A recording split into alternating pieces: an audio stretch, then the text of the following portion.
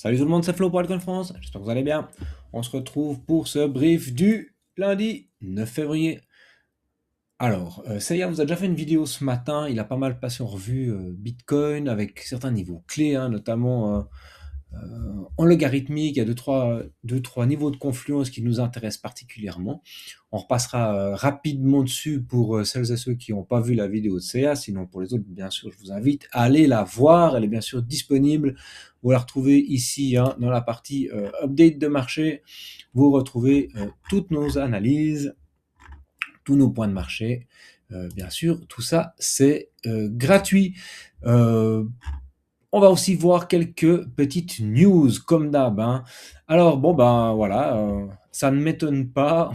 Ce matin, on apprend que Strategy, Bitmine, eux, ils continuent à faire leurs emplettes, hein, donc 40 000 Ethers pour Bitmine et puis 1142 Bitcoin. Du côté de Strategy, le PDG, le CIO de Strategy, hein, qui expliquait que il faudrait que Bitcoin descende à genre 15 ou 20 000 dollars avant que ça commence à poser un vrai problème de stratégie de fonds pour, voilà, pour leurs acquisitions nombreuses et leur trésorerie de Bitcoin. Euh, Est-ce que c'est vraiment si bas leur prix, enfin, voilà, leur prix de liquidation ou autre, parce que je vous rappelle que c'est du levier hein, ce qu'ils font. Ils achètent des bitcoins, après ils mettent, ils font des emprunts avec comme collatéral leur bitcoin, donc à chaque fois c'est du levier. Mais bah voilà, pour le moment, ils continuent leur acquisition, gentiment, mais sûrement. Les cabinets d'investissement Bernstein qui, eux, réaffirment plutôt, hein, malgré la correction de ces jours, que le bitcoin à 150 000 dollars pour 2026, c'est pas une connerie. Eux, c'est ce qu'ils voient, c'est ce qu'ils préconisent. Donc ça va un peu dans le sens de pas mal d'acteurs institutionnels et autres qui ne crient pas en fait au bear market long terme, mais plutôt à une phase corrective plus profonde, hein, c'est ce qu'on est en train de vivre là, mais qui irait encore un petit bout plus bas, avec par contre un retour autour des 120 000 de façon assez rapide, notamment pour la partie plutôt au printemps de cette année. Ben, j'en sais rien, s'ils ont des boules de cristal, volontiers, s'ils peuvent me donner leur adresse, mais pour le moment, on ne sait pas. Ce qu'on sait par contre, c'est que cette semaine, gros calendrier économique. Il y a le bilan de la Fed jeudi, les inscriptions au chômage aux États-Unis qui doivent tomber aussi jeudi, et vendredi, il y a l'IPC. Donc, l'IPC, c'est les prix à la consommation, hein. Je vous l'ai sorti ici. Donc, il y a l'intermensuel, ouais, toi, casse-toi, et il y a aussi l'interannuel qui tombe cette année, hein. Donc, normalement, les prévisions, c'est inchangé, donc c'est 2,7%. Quand quand cet indicateur varie, ça donne une petite indication, est-ce que c'est positif ou négatif pour l'USD. Donc comme c'est marqué, hein, une lecture plus élevée que prévu est considérée comme un élément qui serait positif.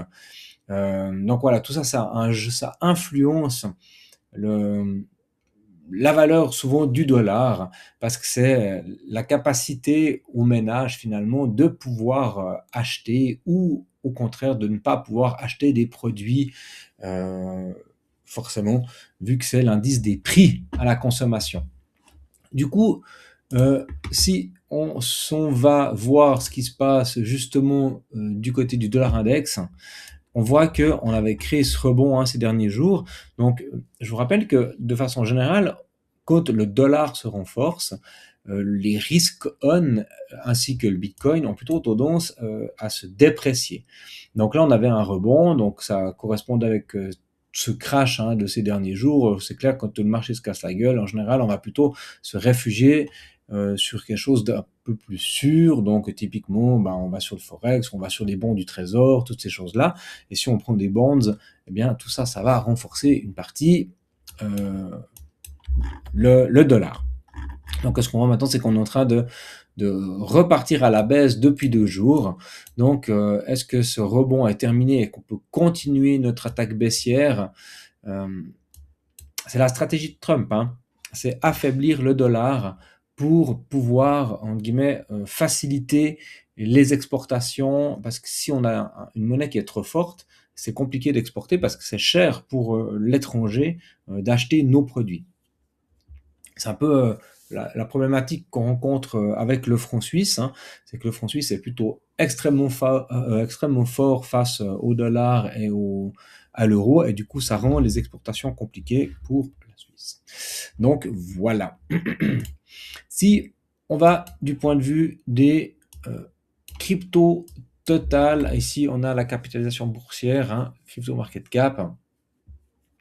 Bon, on voit qu'on a pris une claque, mais rapidement, on a eu ce rebond et on est revenu sur les niveaux sur ces niveaux ici du 6 avril 25, donc sur ces plus bas.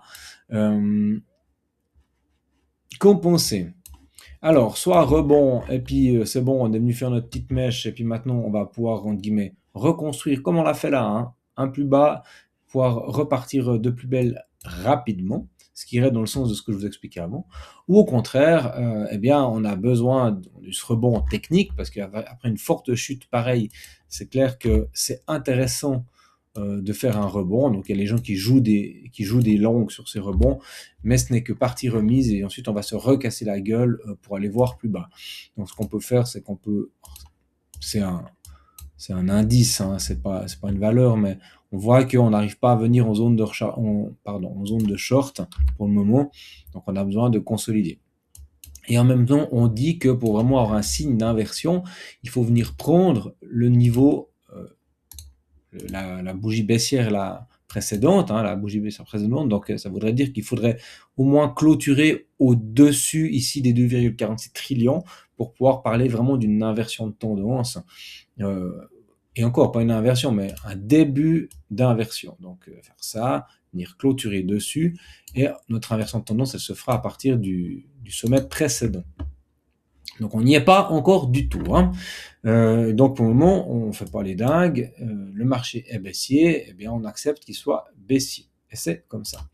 Donc je ne vais pas m'éterniser sur Bitcoin vu que Seiya vous en a déjà passablement parlé.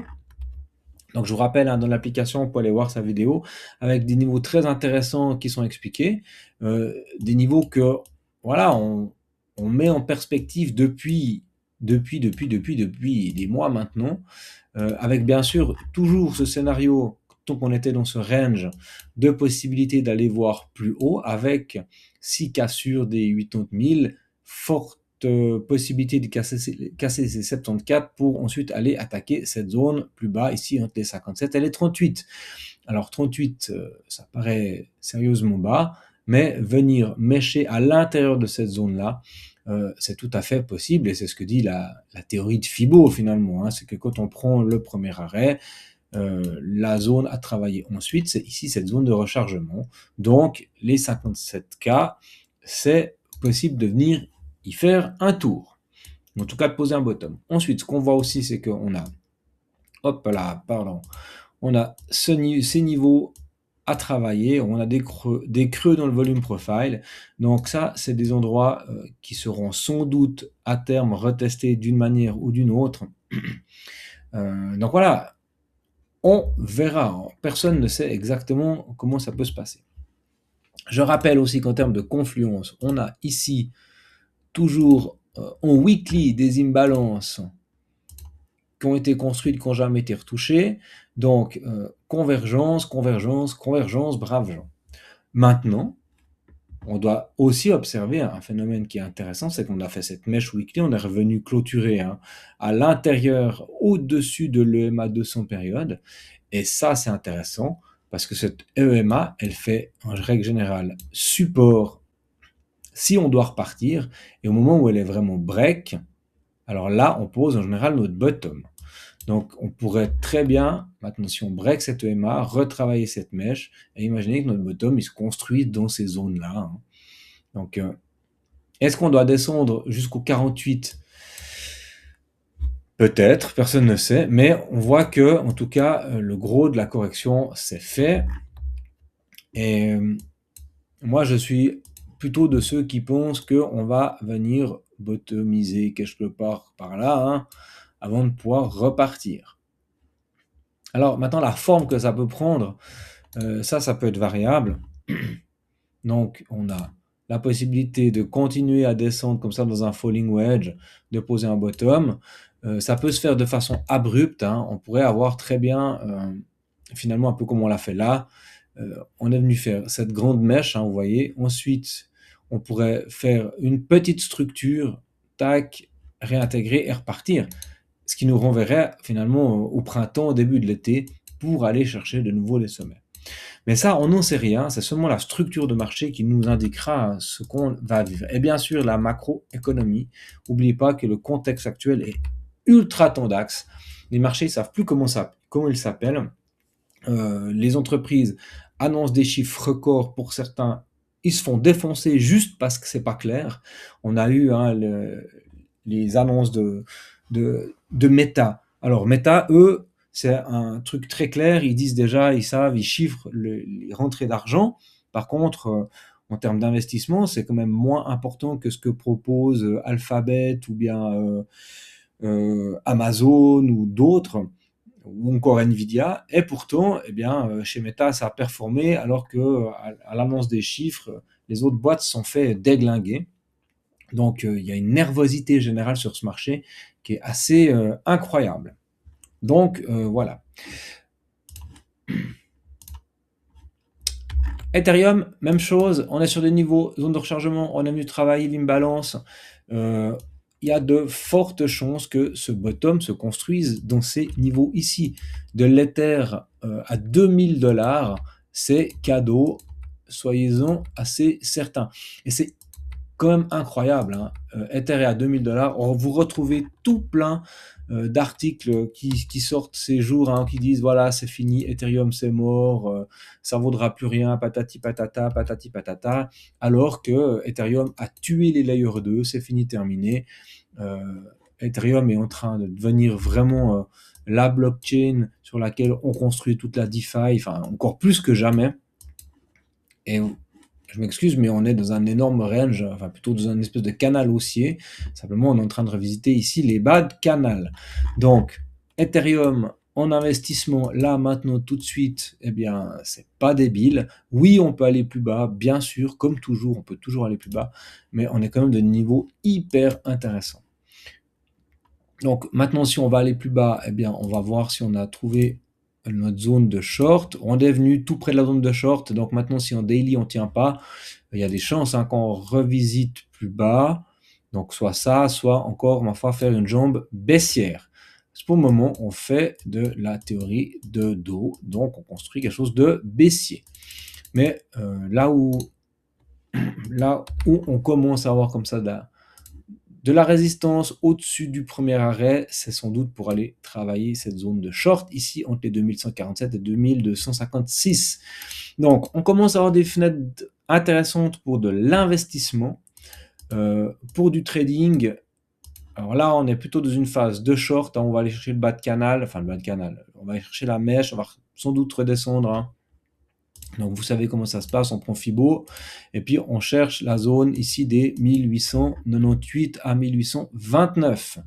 Donc voilà, pour le moment, moi j'ai pas de structure, hein, ni up, ni down, ni dans un sens, ni dans l'autre. Il faudrait de toute façon les regarder plus bas sur du 4 heures, ce qui se passe, voire même peut-être du 1 heure, parce qu'on voit qu'on est en train de travailler un range ici que c'est construit.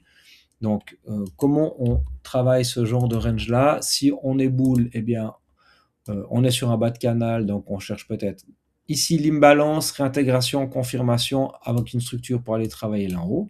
Donc on a la possibilité d'entrer ici avec un stop là-dessous. Sinon, c'est plutôt qu'on va chercher plus bas. Et puis là, on n'est plus du tout en position d'aller chercher plus bas. On ne peut pas avoir de short dans ces niveaux-là. Voilà, ça va vite, mais bien sûr, pour les personnes qui sont avec nous dans l'accompagnement, hein, je vous rappelle qu'il y a moyen de nous rejoindre, les membres Elite Investor qui ont accès à toute une panel d'outils supplémentaires, une partie, vous voyez ici avec, alors on appelle ça des calls, mais c'est plutôt des propositions avec des parties analyse et puis des opportunités dans lesquelles on explique comment on pourrait éventuellement prendre position. Après, libre à chacun de voilà, de s'y essayer, que ce soit en paper ou autre. Et il y a la possibilité comme ça d'apprendre à identifier des setups qui sont intéressants. Et pour ce faire, ça se passe par la partie Elite Investor. Vous prenez ici un appel de coaching et de coaching, un appel stratégique, on va plutôt appeler ça, et vous pouvez nous rejoindre. Donc, il y a deux possibilités. Il y a une partie vraiment uniquement sur l'application avec un forfait à payer. Et sinon, si vous voulez aller encore plus loin avec nous, il y a le moyen d'avoir un suivi plus serré avec encore toute une panel autre voilà, d'opportunités et notamment un canal Discord qui vous est dédié. Vous êtes comme ça en direct avec nous. Je vais envie de dire 24 heures sur 24, 24 heures sur 24, c'est presque ça. En tout cas, vous pouvez poser toutes vos questions et toute l'équipe est là pour vous répondre. Alors, un avis sur Kima Network SVP. Oh, bon, on ira voir ça peut-être plus tard. Ok. Du coup, ensemble, on va encore vite passer en revue Dodge. Dodge qui fait un beau rebond intéressant avec un peu la même tronche qu'Ether. Et puis si on le prend en daily, on voit que ça s'est pas réalisé du tout. Hein. Merci la grosse correction. Eh bien, on est toujours sur quelque chose de baissier. Pour le moment, on n'a pas de niveau qui nous indique la fin de cette correction. Par contre, on est venu prendre tous les niveaux ici qui étaient depuis août 24. Hein. On est venu extrêmement bas sur Dodge. Donc, ouais, là, maintenant, les prochains niveaux, c'est retour en dessous des 0,073, 0,074. Donc, ouais, ça commence à faire sérieusement bas. À voir comment on structure. Hein. Mais pour moi, on peut encore aller un peu plus bas. Sol aussi, énorme correction. Hein. Je vous avais dit, pour moi, il y avait des niveaux à aller chercher plus bas. En tout cas, les 95, c'était clair et net. On était dans cette zone de rechargement. Et je vous rappelle qu'en crypto, les 88,6 de Fibo, c'est pas débile d'aller les chercher. Pour le moment, Sol, toujours fortement baissier, des gros volumes à la baisse, on est baissier sur les indicateurs, on est en survente sur le RSI. Donc, pour le moment, rien de positif sur Sol. On attend avant de se réinvestir dans Sol. Les niveaux sont que baissiers. Donc, pour le moment, on va plutôt chercher encore des niveaux plus bas. C'est peut-être l'opportunité d'aller encore shorter un dernier petit coup sur Sol pour les plus téméraires d'entre vous. Et je terminerai avec BNB. BNB qui est venu prendre ces niveaux-là hein, donc de mai 25. Donc, vous voyez, on est revenu extrêmement bas. Un truc que je trouve toujours pertinent, on dit tout le temps un V-top ou un V-bottom est appelé à être retesté. Donc si on considère ça comme un V-top, eh bien ça nous laisse la possibilité de dire que sans doute le Binance Coin va être retesté. Hein, ces sommets autour des 1300-1400 $, sont appelés à être retravaillés. Maintenant, si on prend la correction dans son ensemble hein, depuis août 23, vous voyez on arrive enfin dans les zones de rechargement. Donc pour moi, j'attendrai encore un petit peu sur BNB ici avant de me réinvestir. Bien sûr, on est venu bas, hein, mais on a toujours cette EMA 200 période qui pourrait très bien faire support sur laquelle on pourrait venir poser notre bottom, comme ça fait exactement ici, après 2022. Voilà. Et puis pour celles et ceux qui en ont marre de ces graphiques, qui ont un peu de liquidité, mais qui veulent du rendement, eh bien, je vous propose notre algorithme sur Bitcoin, très très intéressant, hein, très bon rendement, alors que le marché se cassait la gueule. Vous voyez, la cote Bitcoin perdait 8%, bon, il a fait une baisse de que 1%. Mais l'algorithme a été développé, ça fait plusieurs années maintenant qu'il est en backtest. Les rendements sont excellents, avec en moyenne un rendement de 7% par mois. 7% par mois, braves gens, c'est vraiment pas mal du tout. Par contre, c'est clair que les performances passées ne reflètent pas du tout les performances futures, ça c'est certain. Vous retrouvez toute l'équipe ici du développement, leur profil, qu'est-ce qui les a amenés en fait à proposer cet algo en fait hein, de copy trading. Vraiment quelque chose qui est 100% automatisé, l'accès il est gratuit, ça se passe sur Vantage, le broker partenaire. Donc n'hésitez pas à passer un petit coup là, histoire de voir un peu comment ça se passe. Et si vous avez des questions, bien sûr, nous, on y répondra avec plaisir. Donc, bien sûr, tout ça, c'est gratuit, c'est à votre disposition. Moi, je vais m'arrêter ici pour le brief public et je vais continuer sur les haltes avec les membres. Donc, on se retrouve normalement demain pour un nouveau brief. On reparlera de quelques majeurs de TH et de Bitcoin. On fera un petit point, voilà, comme d'hab. On verra où on va pour la semaine. Et sinon, bien sûr, moi, je vous dis à tout à l'heure. Pour les membres, on continue avec quelques haltes. Allez, une bonne fin de journée. À bientôt. Ciao.